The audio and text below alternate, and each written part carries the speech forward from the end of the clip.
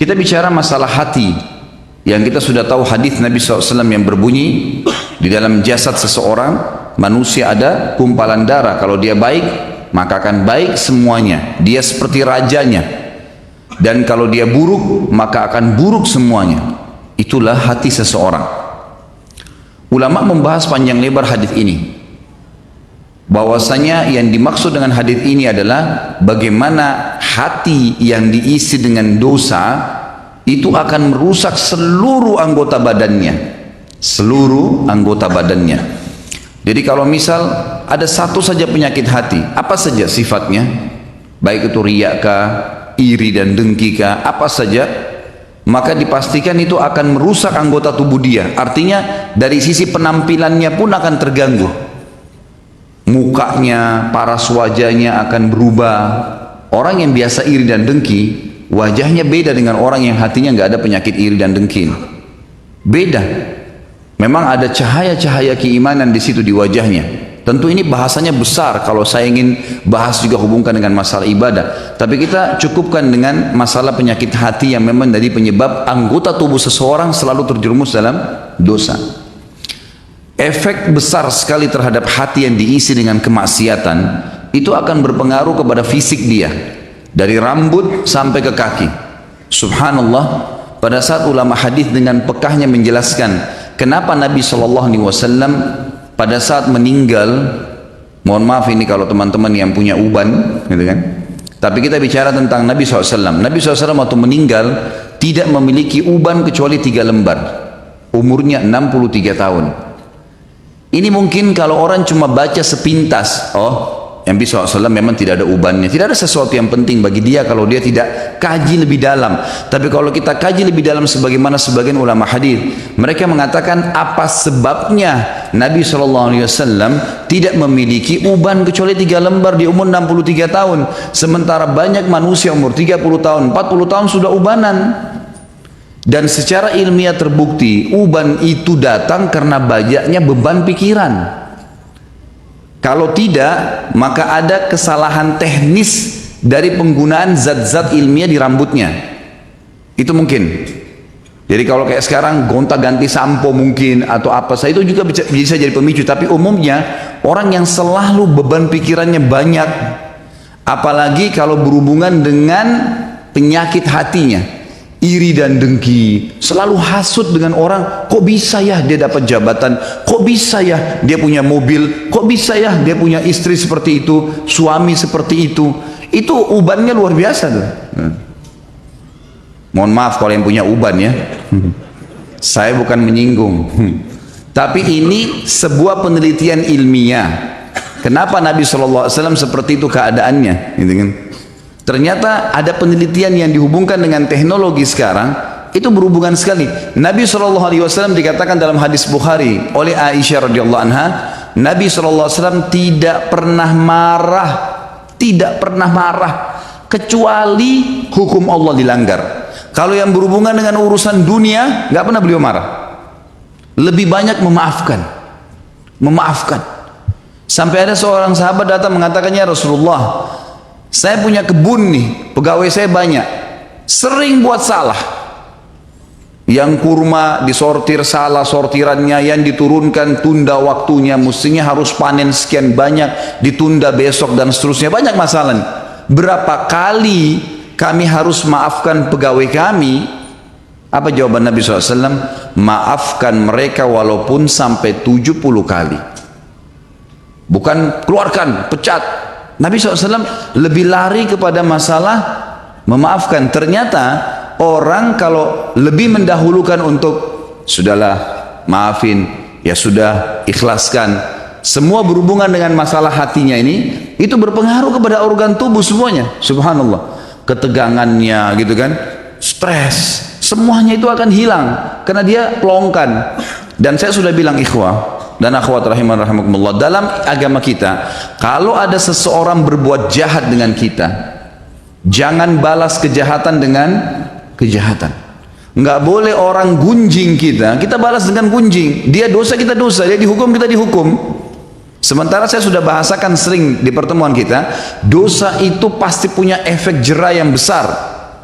Kalau kita mencuri 1.000.000, hukumannya bukan Allah akan ambil 1.000.000 dari kita, tapi Allah akan buat kita masuk rumah sakit dibiayai 100 juta. Efek jerah dari 1 juta yang dicuri. Tidak ada dosa yang tidak punya efek jerah. Mesti ada, sekecil apapun. Tentu efek jerahnya itu sesuai dengan kadar perbuatan, tapi lebih berat daripada perbuatan dia. Dosa seperti segelas racun.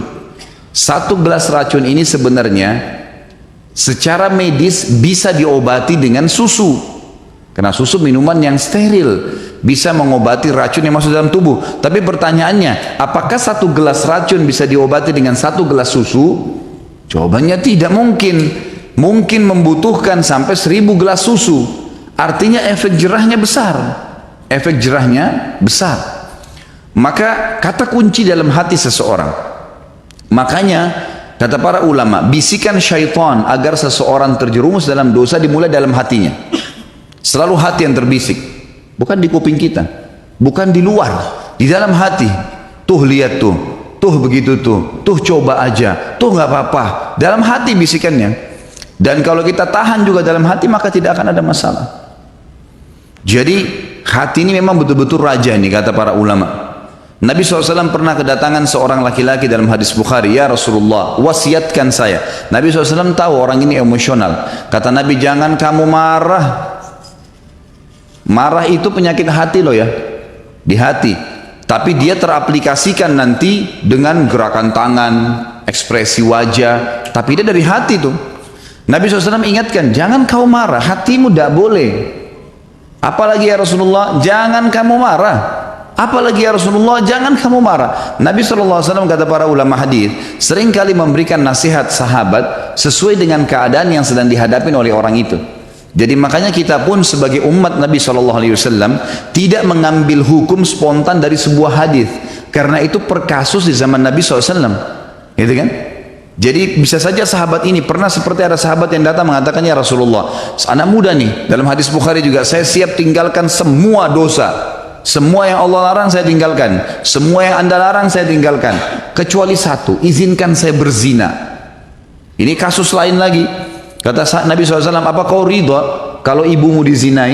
Dia bilang tidak. Saudarimu? Tidak. Istrimu? Tidak. Tantemu? Tidak. Anakmu? Tidak. Lalu kenapa kau ridha untuk dilakukan pada orang lain? Di sini Nabi SAW mengobati keadaan para sahabat yang sedang bertanya sesuai dengan kasus yang sedang dihadapin, gitu kan? Ini poin lainnya. Kita kembali kepada poin bahasan kita. Bagaimana Nabi SAW tidak tadi sampai beruban, kecuali hanya 3 lembar di umur 63 tahun, karena luar biasa dalam pengontrolan hati beliau. Tidak mudah marah, kecuali hukum Allah. Lebih banyak memaafkan, gitu kan? Dan saya sudah bilang tadi, ikhwan dan akhwat sekalian, ingat, jangan keburukan dibalas dengan keburukan. Orang fitnah, biarin dia fitnah sampai dia capek. Jangan dibalas dengan fitnah. Lalu apa yang saya harus lakukan, Ustadz? Maafkan. Masa sih Ustadz? Maafkan. Enak benar dia Ustadz? Maafkan. Nggak ada kata lain, jawabannya cuma itu. Maafin. Baik. Lalu dia bagaimana? Sudah enak-enak berbuat fitnah saya, sebarin saya. Allah ada. Allah subhanahu wa ta'ala itu kita yakini sebagai orang beriman, Sami', maha mendengar, Basir, maha melihat, Alim, maha mengetahui. Nggak usah khawatir. Hukum yang telah Allah turunkan, setiap orang yang berbuat dosa pada Allah, dia kalau tobat Allah ampuni. Tapi kalau dosa berhubungan dengan hak makhluk, manusia, maka dia harus tobat kepada Allah dan meminta maaf kepada manusia yang dia buat salah. Gunjing, fitnah, mencuri, merusak nama baik. Jadi kalau kita begitu difitnah, langsung awalnya kita maafin, udah deh saya maafin. Allah mengatakan wal afina anin nas, hati kita steril kembali tuh. Kita mendapatkan pahala karena menjalankan perintah Allah dan Rasulnya, gitu kan? Dan dia selama dia dalam hukum Allah yang kita yakini, dia selama tidak minta maaf dengan kita, hukuman Allah tetap datang pada dia. Gak usah khawatir, gitu kan? Apa yang kita mesti khawatirkan? Toh dia akan dihukum sama Allah kok. Orang tadi yang menendang kucing dengan menganggap, oh kucing ini nggak bisa buat apa-apa, pasti Allah SWT datangkan hukumannya. Jadi kalau antum tiba-tiba jalan baik-baik saja, sepatunya baru, jalannya bagus, tiba-tiba keseleo, coba muhasabah tuh. Biasanya kata ulama, Allah subhanahu wa ta'ala pada saat mendatangkan sebuah hukuman kepada seorang hamba, itu Allah lintaskan di benak dia dosa yang dia lakukan. Subhanallah. Misal ada orang tadi keselio, pada saat dia keselio, aduh sakit, itu terlintas pada saat itu atau beberapa saat setelah itu, apa yang menjadi penyebab dia keselio. Kalau dia jeli, dia bisa tangkap tuh, oh ternyata dulu pernah ada orang yang saya tendang nih, pernah mencuri sepatu, pernah apalah gitu kan, pelaku-pelaku yang dilakukan, maka datang hukuman tersebut. Orang kalau masuk rumah sakit tiba-tiba kemudian dirawat di rumah sakit selama 3 hari, harus dirawat demam berdarah atau penyakit apa saja ya, kemudian dia pada saat sakit, pastikan kalau dia peka, kalau dia kembali kepada Allah, dia bermuhasabah, ya Allah ini apa penyebab dosa saya bertobat sama kamu, kalau seandainya ada perbuatan salah, itu pasti terlintas di benaknya apa penyebabnya tuh. Misal tiba-tiba dia teringat, oh dulu pernah dia minum khamar, oh dulu pernah dia buat sesuatu yang haram, terlintas tuh, istighfar kepada Allah, gitu kan. Seperti itu. Jadi hati memang betul-betul dikatakan sini mahkota. Dan saya lupa ya, saya tidak tahu apa saya pernah sampaikan di pertemuan lalu atau sebelumnya tentang masalah bagaimana hati itu, teman-teman sekalian, betul-betul harus disterilkan. Seperti sebuah ruangan yang steril sekali, hati itu. Kalau hati ini antum buka seperti ruangan, sebuah ruangan, jendelanya terbuka, pintunya terbuka. Di dalam ruangan berserakan tulang-tulang bekas makanan, baju kotor, makanan-makanan yang sudah basi. Apa jadinya ruangan itu? Masuk serangga dan binatang enggak? Hah? Masuk enggak? Kok cuma ngangguk-ngangguk? Masuk kecoak, masuk nyamuk, masuk lalat, masuk burung, masuk anjing, beragam macam. Tapi kalau ruangan itu bersih, ditutup jendela dan kacanya, maka tidak akan ada masuk apa-apa. Bahkan tidak ada nyamuk seekor pun. Gitu kan? Ruangannya bersih, steril, dipel, disapu, pasangin AC yang bagus, kacanya rapat, pintunya rapat, ada pewanginya, nyaman kita di situ. Ini kalau saya bahasakan seperti hati manusia. Kalau ada penyakit di dalam, seperti banyaknya tulang-tulang bekas makanan tadi itu, akhi dan ukhti, sedikit-sedikit antum hasut sama orang, sedikit-sedikit antum merasa kenapa orang ini lebih hebat dari saya, kenapa orang ini lebih gagah dan lebih cantik, kenapa orang ini begini, kenapa orang ini, terus dibawa dengan penyakit hati. Maka seperti hati tadi yang penuh dengan ruangan yang penuh dengan barang-barang yang rusak tuh, baunya nggak enak. Dan lebih parah lagi, ada orang dijaga sama dia, penyakit hatinya itu dijaga, dibiarkan dengan cara juga pintu hatinya terbuka. Jadi dia tidak taubat kepada Allah, tidak ditinggalkan, maka setan-setan pada datang tuh, terus menerus datang. Maka harusnya memang ditutup, dirapiin, dipel, dibersihin, steril, kita akan nyaman di situ. Makanya Allah Azza wa Jalla mengatakan dalam Al-Quran, salah satu ciri orang yang akan selamat hari kiamat dengan mudah, bahkan saya bisa bahasakan selamat masuk surga tanpa hisab, Allah mengatakan illa man atallah biqalbin salim, orang yang datang kepada Allah hari kiamat dengan hati yang bersih, steril, nggak ada apa-apa di situ. Ingat, terus saya ulangi, ingat ikhwan dan akhwat sekalian, jadikan sebagai peringatan bahasa ini. Jangan pernah siapkan musuh yang akan berhadapan dengan antum di hari kiamat. Dan yang kedua, jangan pernah beratkan timbangan dosa kita. Itu 2 hal antum jaga. Sibukkan diri lawannya tuh, supaya punya teman yang bisa membantu memberikan syafaat hari kiamat tuh. Artinya berteman dengan orang-orang saleh, jangan orang-orang buruk. Jangan pernah punya masalah dengan orang lain. Sudahlah, gitu kan? Sangat luar biasa kita bersihkan hati itu. Dan juga yang kita sibukkan sehari-hari adalah amal soleh yang memberatkan timbangan amal soleh kita nanti hari kiamat. Jangan dosa yang justru bermasalah buat kita nanti di hari kiamat. Harusnya kita faham poin-poin seperti ini. Para ulama salaf dulu, mereka itu kalau berbicara ikhwah dan akhwat sekalian, mereka hanya mengucapkan kata-kata yang berbau nasihat, berzikir, membaca Al-Quran, atau menanyakan kabar orang lain. Berputar di 4 hal ini, nggak ada yang lain. Nggak pernah gunjing, nggak pernah fitnah, nggak pernah menghina, nggak pernah kata kasar, nggak pernah. Kata Nabi SAW, laisal mu'minu bit ta'ani walal la'an. Bukan sifatnya orang mukmin itu ta'an, suka mencaci maki orang, menuduh orang, menyalahkan orang lain, menghina dengan kata kasar dan seterusnya. Dan juga la'an, suka ya mendoakan keburukan bagi orang lain. Baik Ustaz, kalau ada orang kebetulan punya kelebihan di hadapan saya, jabatannya lebih bagus, fisiknya lebih sempurna, secara materi lebih mapan, lebih pintar, apa yang saya harus lakukan? Renungi hadis Nabi SAW yang berbunyi, manusia 4 tingkatan. Yang pertama, Allah berikan kepadanya ilmu dan harta. Luar biasa, sudah cerdas, gagah, pinter, gitu kan? Kemudian kaya raya. Dan kata Nabi SAW, dia habiskan keduanya di jalan Allah. Ilmunya diajarkan, kemudian juga hartanya diinfakkan. Datang golongan yang kedua, yang Allah berikan kepadanya harta, diberikan ilmu tanpa harta, berilmu, faham ilmu agama, tapi keadaan ekonominya biasa. Dia lihat orang yang punya kelebihan nih, apa yang dia lakukan? Dia mengatakan, ya Allah, kalau engkau memberikan kepadaku seperti kau berikan kepada dia, aku akan lakukan seperti dia atau bahkan lebih. Kata Nabi SAW, fahuma fi ajri sawa, dua-duanya akan sama pahalanya. Karena memang yang kedua ini nggak punya harta, maka dia hubungkan itu dengan tekad yang kuat, niat yang baik kepada Allah SWT. Kalau dia dikasih, dia akan lakukan. Allah dengan kemahaadilannya berikan. Si yang pertama nggak dizalimi, dia dapat semuanya. Tapi yang kedua diberikan kelebihan oleh Allah SWT karena tekadnya yang baik. Golongan ketiga, orang yang Allah berikan kepadanya harta tanpa ilmu, nggak ada ilmunya, kaya raya tapi luar biasa, cuma nggak tahu mana halal mana haram. Gak pernah tahu masalah urusan akhirat, ada surga dan neraka. Gak pernah berpikir kalau mati di alam barzah nanti akan ada masalah kalau dia banyak dosa. Diberikan, dihabiskan hartanya di jalan kemaksiatan kepada Allah, bangun diskotik, bar, sibuk dengan itu. Kemudian datang golongan keempat, ini yang luar biasa ya. Kejahilan yang luar biasa. Jangan jadi golongan ketiga aja, nggak boleh, apalagi golongan keempat. Orang yang tidak dikasih ilmu, nggak dikasih harta, miskin, ya kan gitu. Dan juga tidak ada, bodoh, nggak ada ilmunya. Yang dia jadikan tolak ukur bukan golongan pertama sama kedua, tapi golongan ketiga.